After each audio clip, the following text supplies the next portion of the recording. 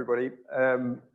I'm James York, as the sign suggests, and I am from Collective Architecture. And yeah, the rather wordy title, and including the word brutalist as well.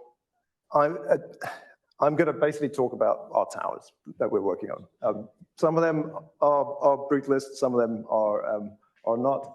But focusing in on two amazing 1960s brutalist towers that we're currently working on, and we're at Reba stage 4. A bit about Collective Architecture, where I'm from. We were established to pursue the themes of participation and sustainability in architecture, and that's one of the main reasons why I joined Collective 9 years ago. We're a 100% employee-owned practice, and we've been so for 18 years. And we've got 50 staff working in studios across Scotland, Glasgow, Edinburgh, and Dundee. We work on projects from Peterhead to Portsmouth. These are the sectors that we're operating in at the moment, and we do a lot of social housing, and community buildings. But we've built over the years a reputation for our work in engagement, placemaking, and education and conservation as well. And over the years, we've been developing a series of specialisms, and we've got, so architecture being the obvious one, but we've also got a lot of conservation expertise, strategy and placemaking expertise, and the bit that I'm really passionate about, our energy team as well. So each of these are divisions within our practice. Collective Energy, we created this in 2020, partly as part of our commitment following the signing Architects Declare in 2019, but also in recognition of the fact that we are doing a lot of passive house work, and we really wanted to push the low energy, low energy, low carbon building side of the practice, and embed the skills and understanding in our work. And this is what we work on. Retrofit being a key focus, but taking buildings to net zero. We've got a number of passive house projects on site or coming to site, trying to consult on circular economy, and also doing building performance evaluation as well. And when we're talking about retrofit, we're really talking about comfort, care and repair of our built heritage, and climate resilience. So over the years, we've been building a bit of a reputation for the retrofit of towers. This started with our work at Woodside, which was completed in 2019. That's the one of the 3 towers on the left-hand side. We're also working on 2 towers in Coatbridge, another 2 towers in Edinburgh, and then 2 towers in Leith, which are on the far right-hand side. And the 2 projects that I'm going to be talking to you about today are Woodside and Cables One in Linksview. Now, that's a typical Scottish sky that you'll see. Anybody of you ever visited Scotland? This is Woodside pre-retrofit, 3 22-story towers built in the 60s as council housing for Glasgow City Council, right next to the M8. 310 homes across those 3 towers. These were transferred to Queen's Cross Housing Association, who, at the appeal of their residents, agreed to retrofit the towers with the residents staying in situ. And that retrofit happened between 2016 and 2019, and that's the work that we undertook. The other 2 towers, Cables One and Linksview House in Edinburgh, very close to our office, which is pretty much in the middle of that picture. But these are 2 Category A listed towers, so this is equivalent of Category 1 star, I understand. What's your highest star, or your highest rating in England? 1, yeah. So yeah, this is basically the highest rating that, of listing that you can get in Scotland, designed by Alison Hutchison and Partners. Cables One is 10 stories tall, 212 homes, locally known as the Banana Flats, and this is down to its the kinked form, which you can see in the picture there. Linksview House is the termination of the Kirkgate, which is at the end of Leith Walk, a strong axial route that takes you down to Leith Docks. It used to be an old tram route. It's 11 stories tall, 98 homes, and it's got a distinct southerly elevation with recessed balconies. Now, a lot of the work that we do at Collective is about building trust. We do a lot of consultation and engagement work with our projects, and that's actually one of the main reasons that our clients come to us, is because this is embedded in our DNA. We hold consultation events that are interactive and in person. We build models, we get people stick pins into them, we get people to write notes. We want to hear people's stories. And with these towers, a lot of quite similar themes keep coming up. Lifts are usually a problem, entrances, security, common areas, bins. The spaces between the buildings are unloved. And one of the bigger ones is affordable heat. We try to catch people outside their buildings and lobbies, as well as in local community centers, to have conversations, to hear their stories, to build a relationship and an understanding of the buildings and how people are living in them. Frantically scribbling notes. And then as we tease out these stories, we start to feed those back into the design process. Now, these are models that we built for Cables One House, where we've spent 18 months and carried out 20 consultation events. And all this is really about building a relationship with the people that are living in these buildings, which is really important to understanding the brief of the project. A lot of this work is done before we've even put pen to paper. That's me interrogating one of our friendly tenants.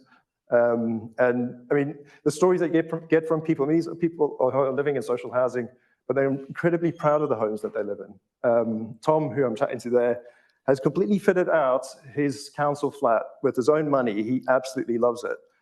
And so we visited him in it, carried out interviews and seen the kind of care and love that he's poured into this property.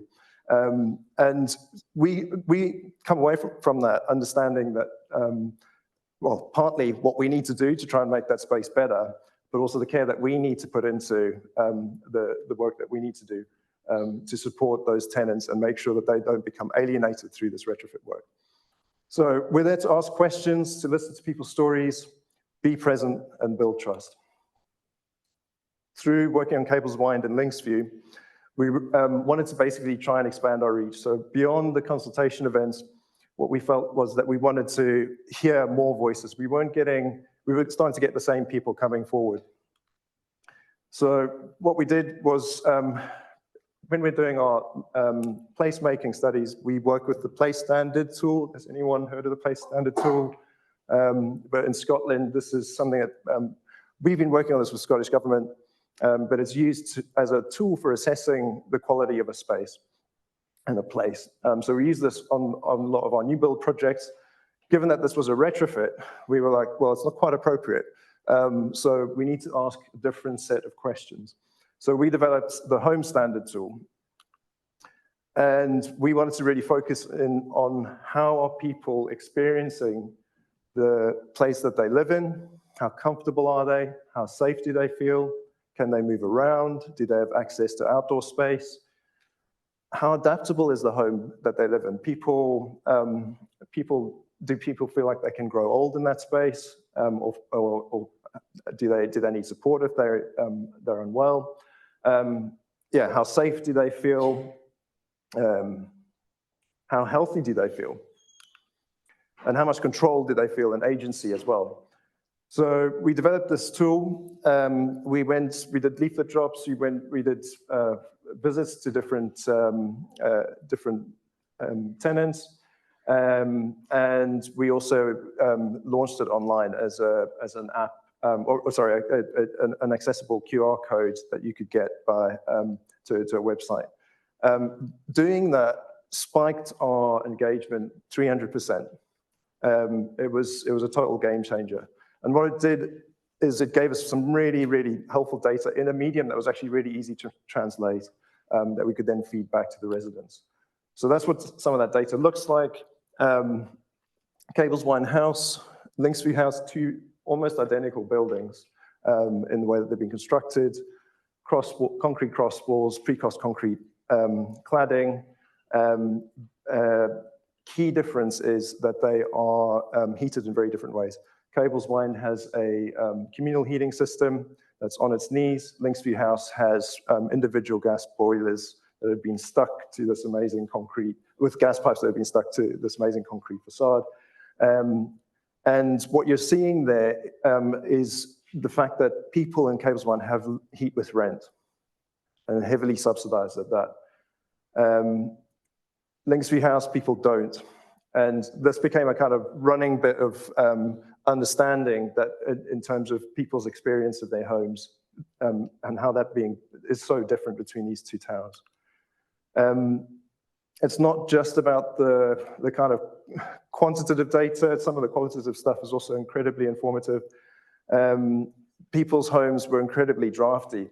One thing that we found this really interesting because when we did air tests on a number of properties, we actually found them to be pretty airtight. We were getting values from between 2 meters cubed per meter squared up to about 7 or 8, and a sort of average of about 6. So, I mean, it was a small subset. We want to do more of that. But the installation of windows, gaps around doors, window seals, and things like that were causing problems. The difficulty for the buildings to retain heat because of the thermal bridging, these are just, I'll get into that in a minute, but they're concrete buildings that just do not hold the heat, and so it's hard to keep warm. Even in summer, people were saying. And yeah, that last comment about your floor being lifted by the wind is rather alarming.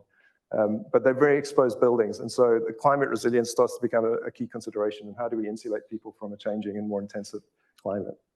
So really, these people's stories shape the brief, and these brutalist buildings are people's homes. A neighbor's eyesore is very often a resident's proud home. And many of the people that we spoke to really love living in these buildings. Alan, who's been living in this building since 2 years after it first completed in Cableswine House, was married there, lived with his wife there all their lives together, and asked him, would you like to move, given the choice, would you move to a really comfortable, low energy home or stay here and have this place improved without banging an eyelid? He said, I want to stay here. I love living in this building. So we really want to support that. And part of this consultation work is really to understand residents' needs. And this is something that kind of ripples throughout the project, especially when you start getting close to the site and actually starting to do work on site. The tenant liaison process is absolutely critical. And so having a strong client who's engaging with the residents, but then also a strong contractor who cares about the residents and their journey through this retrofit process is super, super critical. So going in, interviewing people, getting to know them, having tenant liaison officers from client and contractor side, hugely beneficial. This is something that we learned from our client at Queen's Cross Housing Association. Family situations are complicated. People's lives in these buildings are complicated. Their schedules vary. You can't treat every household the same, even though that's exactly what the contractor wants to do. And so people's work rhythms are different. Some people have kids, some people have pets. In Woodside Towers, there was a tenant who had 9 snakes in the flat, which totally spooked the contractors. Some people have like really big stuff that they really care about. At Woodside, there was this tenant who had a Saturn V rocket model that went from the floor to the ceiling, and he got really bent out of shape when we told him he's going to have to dismantle it so we could put an MVHR duct at high level across the room. So these kind of things start to kind of can be addressed better and earlier if there's good tenant liaison. I'm just going to let this slide sink in for a moment because fuel poverty in Scotland is horrendous. It's absolutely frightening. 1/4 of all households in Scotland are in extreme fuel poverty. Now, I'm going to go out on a limb and say I'm pretty sure most people in this room can afford to turn the heating on, but there are a lot of people in these towers that are making tough choices between heating and eating. So Cableswine House has the highest social index of multiple deprivation in Edinburgh.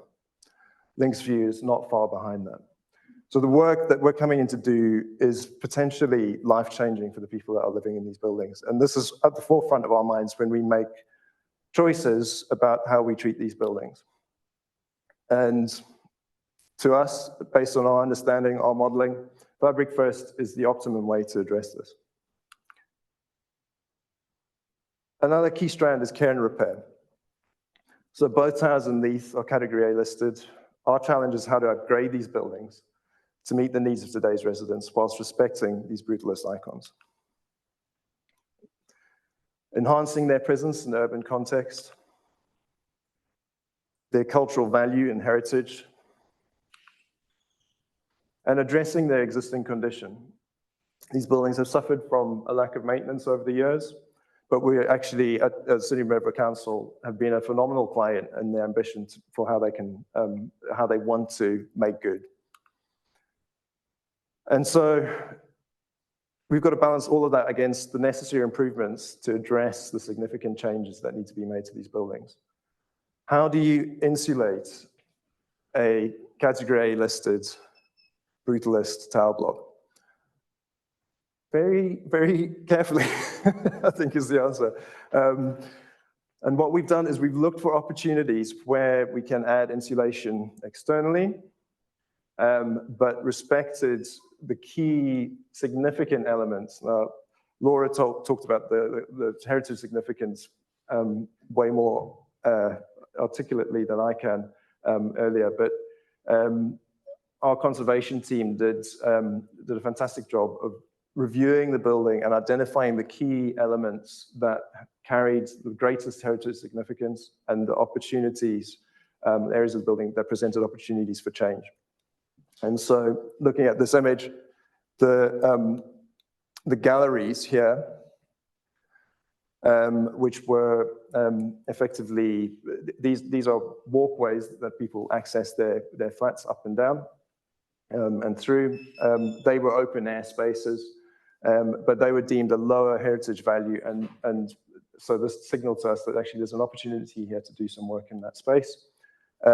Whereas the precast concrete panels, even though they're in a shoddy condition in certain locations, by and large, they're actually pretty robust and could do with a clean. We're undertaking a lot of investigation on concrete repair work at the moment, but we couldn't do anything with those, and that's on the front and back and sides. And they're an integral part of the building and its quality and value in cultural terms.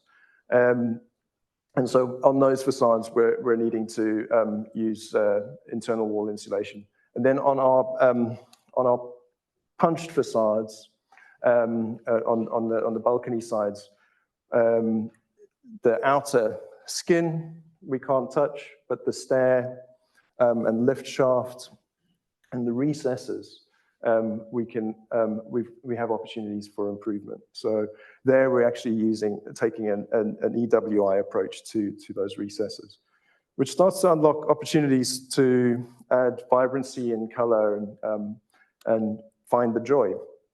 Now, one of the fun things that we've been able to do with this project is work with a color specialist, Fiona McLachlan, who has written an amazing book on modernist color in modernist buildings.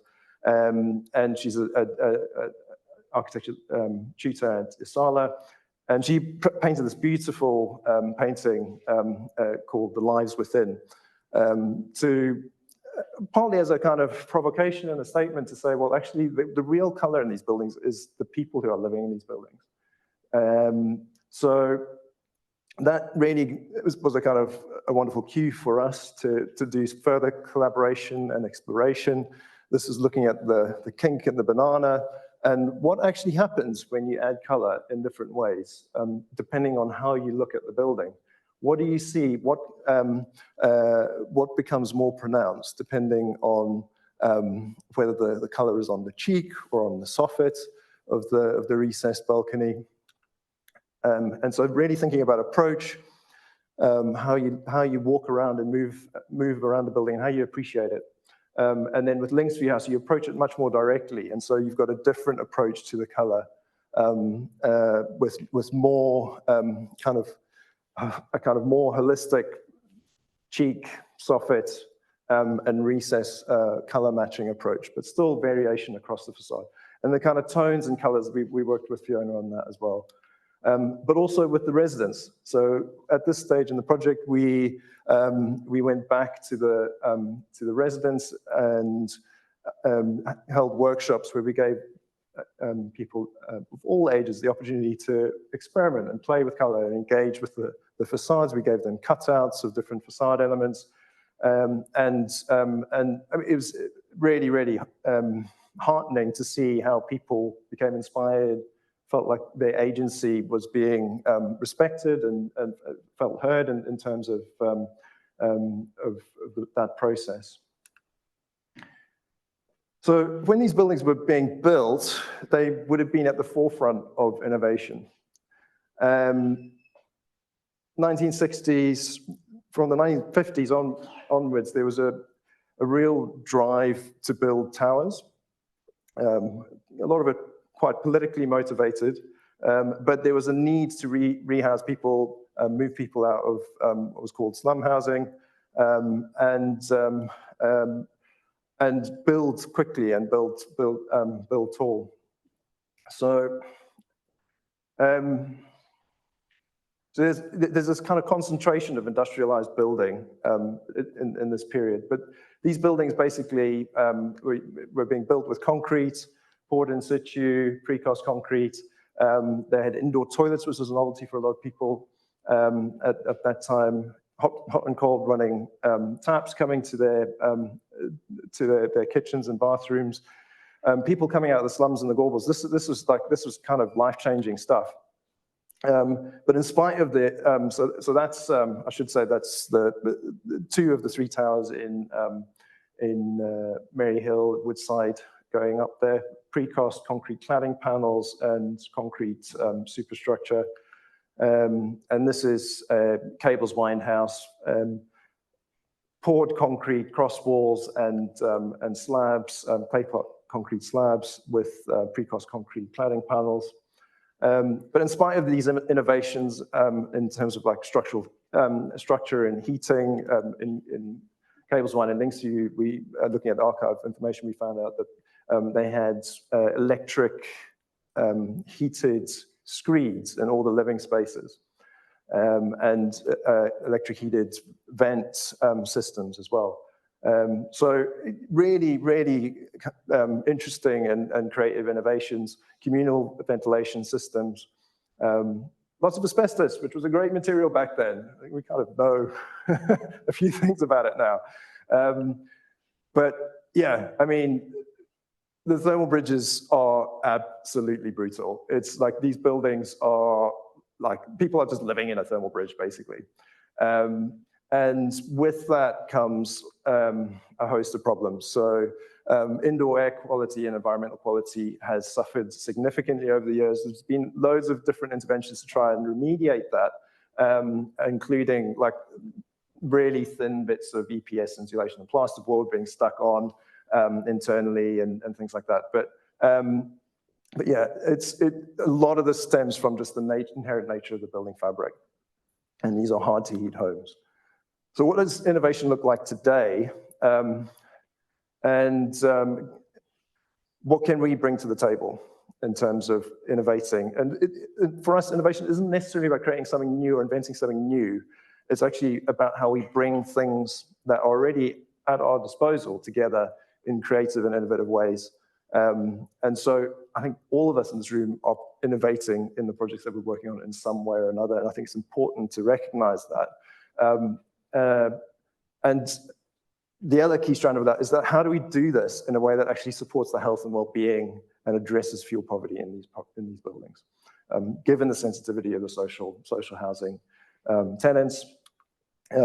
So things that we've learned.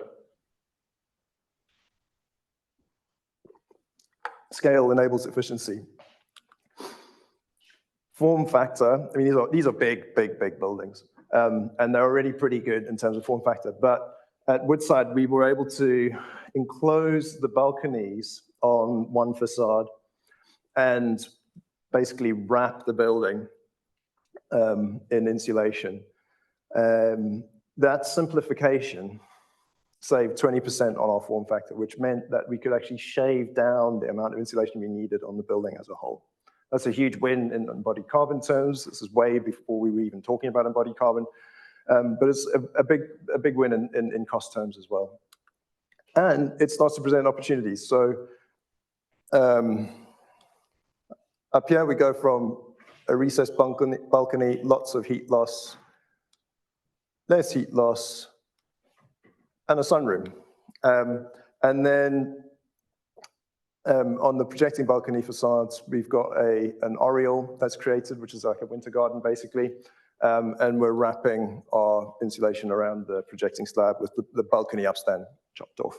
So that then means we can start to do really fun stuff with the facade. I mean, some people may love this, they might be a bit Marmite-y, but the impact for the residents is actually, it's a game changer. You've now got this amenity space in a 22-story tower block that you can use all winter.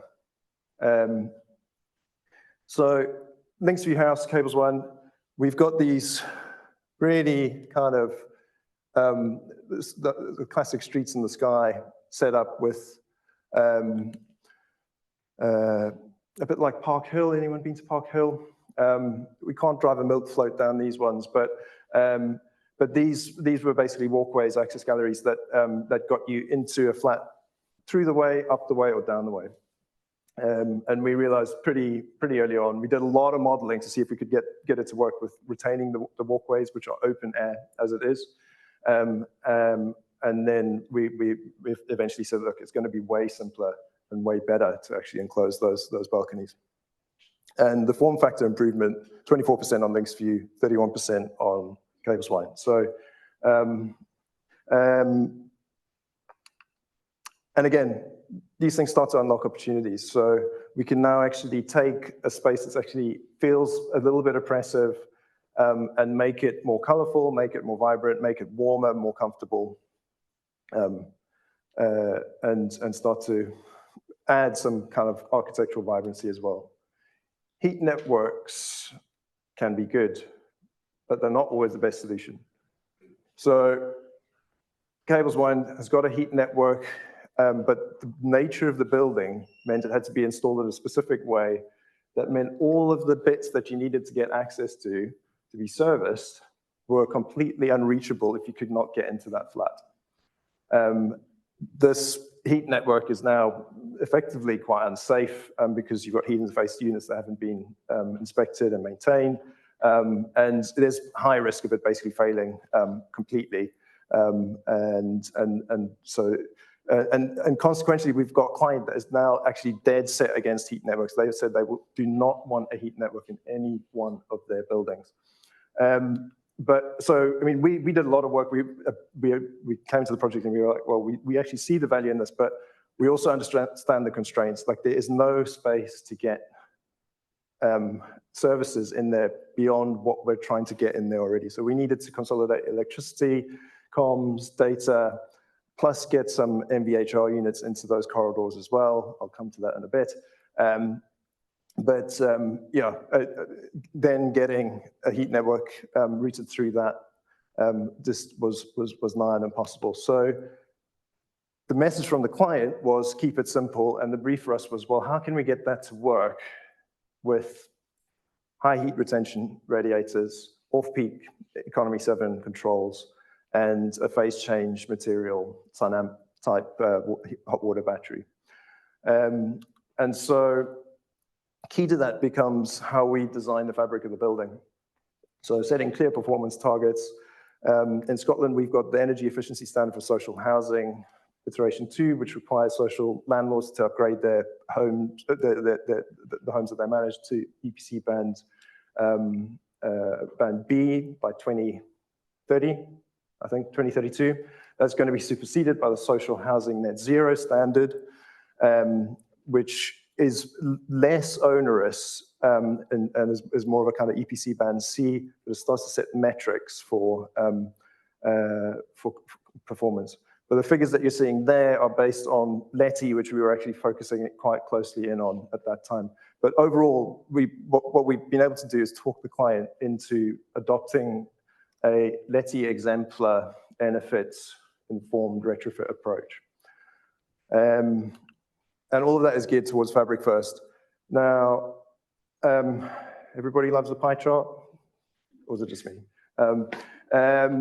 But yeah, I mean, lots of modeling, lots and lots and lots of modeling. This is us at the end of stage 3. We'd iterated these buildings to death, really. But by setting clear targets and then trying to actually communicate that to the design team, what we were trying to do is actually start to create a building performance register that starts to become entrenched in the contractual process and procurement process for the building, because we were fully aware that coming up down the railway track was the contractor. We didn't want our ambition for the project torn up. So yeah, we started to build documents that start to spell out the targets that we're reaching and how we do that. So that was whole block compliance. So we're doing fine. We're hitting our targets. I think that's really hard to see, but for this building, we're up at 17 kilowatt hours per meter squared per year. Even though we're not throwing a huge amount of insulation at it, and this is all down to the form factor and air tightness and MVHR. We also needed to look at the individual flats. Because we were worried, there's a lot of flats that are really exposed. And for that, we looked at the criteria for the social housing net zero standard. And you'll note that those figures are way higher. But when we were modeling that, we were basically saying, well, look, let's look at getting better than the 71 on an individual property basis, because there's quite a lot of exposure on some of these properties. But the other key thing was trying to keep energy costs, and this is all energy costs, below 10%, which in Scotland is one of the criteria for assessing fuel poverty. So we started to look at typical property types through the development and mapping the degree of improvement. And the through flats, which are actually heavily sheltered, we're not seeing a huge reduction in energy, but we are seeing pretty dramatic reductions in space heating demand and carbon. Water stays pretty much similar throughout. Actually, no, it doesn't. So yeah, I mean, this was actually a really informative process, and it gave us comfort that actually we are in the right place with the performance. And this helps us to reinforce the fact that the idea of adopting an benefit-informed approach, so that when the contractor comes along, it's harder to unpick this. We're really insulating for comfort and health, though. Getting rid of those thermal bridges as best we can. And this is some of our stage 3 level of sketching out what the different details are, and looking at those thermal bridges, understanding that actually we're going to need to start to unpick some of the residents' carpets and really sensitively unclip Tommy on the 10th floor's timber boarding that he's laid on his floor, insulate that thermal bridge, put insulation underneath the slab. This is the gallery here. We're enclosing that with curtain walling rather than the met frame EWI solution. And then introducing aerogel, where we've got very little space for ceilings, and bringing that down the upstands to try and mitigate thermal bridges. Columns on the galleries, insulating around those with aerogel, and creating enclosures for our MVHR units. So also looking at enclosing, these buildings are lifted up on quite grand pilotis, and they've got these big Brutalist concrete transfer beams, which you see here. And so trying to find ways of how do we treat those externally, because we're conscious people are living above those flats. We don't want those huge thermal bridges carrying through. Looking at opportunities to enclose the unoccupied spaces on the ground floor and turn those into community spaces, and ways to make that kind of interesting in a sort of place sense. I think everyone in this room kind of subscribes to this, hey? Doesn't need any explanation. 1 meter cube per hour per meter squared, that's our target on an individual dwelling basis. But we were looking at different scenarios. This was our kind of average air tightness based on our air test, which we were modeling as a baseline. We wanted to test the impact of CMEV, and then we were pushing really hard for MVHR. Our client was like, I've got an MVHR units at home. It's like, I've had problems with it. I'm a bit reluctant about this. Prove it to me that this can work for these. So we love a challenge, and we love a table. So I did lots of energy modeling, and we explored a number of different options, and we pegged those against air tightness changes, looked at what the losses were in terms of heat loss relative to ventilation. And we've said, well, actually, for comparison's sake, we're going to say CMEV is our baseline because we have to put some ventilation in. And this is what happens to your energy costs as a result. So huge, huge, huge improvements. This is a total win for residents if we have the MVHR in. So the client said, that's great, just make sure we can service them. So make servicing simple became the motto. And by enclosing these galleries, we saw this as a unique opportunity to use that space for having accessible services. It's really, really hard to get into social tenant flats. People become quite distrustful of social landlords. And so having something that is accessible from the gallery, this sort of pink floor bit, we've got our electrical services and new water coming through at high level. Historically, water was dropping through risers in the middle of the plan. If you had a leak, you didn't know where it was coming from. You didn't know how you were going to stop it. And so the MVHR units now sit in these galleries, and they pop up to a flat, pop down to a flat, and then we've also got MVHR units that for the through flats, which is basically if you're coming in off the gallery here, that will sit in a cupboard at high level and duct through.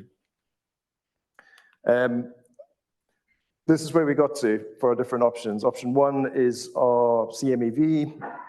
We were trying to go for LETI constrained retrofit, so 60 kilowatt hours per meter squared. And by adding MVHR and adjusting air tightness down to 1, we were able to get this down. Space heating, energy use intensity. So things start to get a little bit harder to meet the targets there. But this is the critical one. Trying to keep energy costs below a single occupant. Lots of these flats are being lived in by people on their own, and they just can't turn the heating on. They cannot afford to. So social housing, even if it's a 2-bedroom flat, it might end up as a single residence. So that becomes our kind of lowest common denominator, and we were able to get the client on board with that. So we've got MVHR in. We now need to support that behavioral change. We were able to convince our client at Woodside to use MVHR. They went away and they produced this really helpful guide that goes to all the residents. But they were saying, actually, well, we could have gone further. We could have put QR codes in the flat to help people understand how they use the systems. They were still getting a couple of issues with people not using the MVHR systems properly. But on the whole, they've had really good buy-in. And largely as a result of kind of communicating, this is how you live in your new retrofitted home. You get more information on a washing machine when you bring it home from the shop than you do when you move into a flat, be that business as usual flat or a newly retrofitted home with a heat pump or an MVHR system. So we need to change that. We really, really need to change that. And I think part of that as well is what we need to be doing is communicating, well, what is the impact of keeping that ventilation system running all the time? Because people look at things that are running and they're like, that's costing me money. That fan, it's on, it's costing me money. And it's 14p a day, but you save £400 a year by keeping that running. Net zero is a big part of this. The decarbonization of heat is a big commitment that our clients have to meet. We mapped what the pathway for those 3 options was. in terms of electrification of heat. So this is us electrifying heat here. This is them on gas at the moment. This is business as usual if we did nothing to the building and just changed the heat. And then this is the three options, and option 2 and option 3 are overlapped. There's very little difference between them. Huge difference over the lifetime of the building, that's 60 years. So that's operational emissions. We've been able to, the reduction through energy demand plus electrification heat is huge. Obviously, that's pegged on whether the grid decarbonizes. So it's like a big, I think we're all kind of pegging our hopes on that in many ways. But also thinking about the materials. So we've not done a whole life cycle carbon analysis of these buildings, but we are thinking about what goes in. There are like the huge amounts of windows going in. So we've gone, are we allowed to do product placement on these? Other window providers are available. But yeah, Norden very helpfully signposted us to their products. So the last thing, and I'm nearly done, is the other key thing that we're exploring now with the client is how do we get all the glass that's coming out of these buildings, put these new triple glazing windows in, back into the float glass system. So Saint-Gobain are starting to develop ways of working with projects that are being retrofitted or dismantled. The glazing is coming out of those to develop ways to basically bring that into back into the float glass line. It would be wonderful if we could get the glass out, get it through the float glass line and back into the buildings. I think we're going to struggle to do that. But I think it's a massive win if we can actually just change from all of that glass coming out and being done cycled into roadways or aggregate and being turned into glass again. We need to keep more stuff. We really do. We need less of this. This is the Winford Flats being demolished. Huge controversy around that. We need more of this. This is Woodside before and after. And this is our vision for Cableswind and Cableswind and Linksview. So we really want to rejuvenate these buildings, respect their historic qualities and their heritage value, but ultimately respect the people that are living in and give them as much of a leg up as possible. And Retrofit doesn't need to stop at a doorstop. Woodside, there's a further landscaping scheme, £4 million spent on environmental placemaking, just turning into a livable place. So you can see which picture was taken by the architect and which was taken by the placemaker. But yeah, transforming the spaces between the buildings, improved entrances, lobbies, landings, all that kind of good stuff on the architecture side. But blue-green infrastructure, active travel, edible landscapes, playful pathways, new play equipment.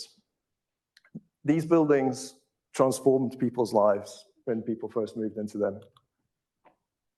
We want to make that happen again. This is from Woodside. I'm hoping that's just not because he's not been able to work out how to turn the heating system on. But I think it's actually, I'm pretty sure it's a good message. And so, I mean, I think everyone in this room is working towards changing the system, making the old model obsolete. I think we all just need to keep pushing at that. And just listening to people today is hugely inspirational. Thank you for listening. If you want to find out more, QR code there, you can get that off the slides when they circulate. Thank you.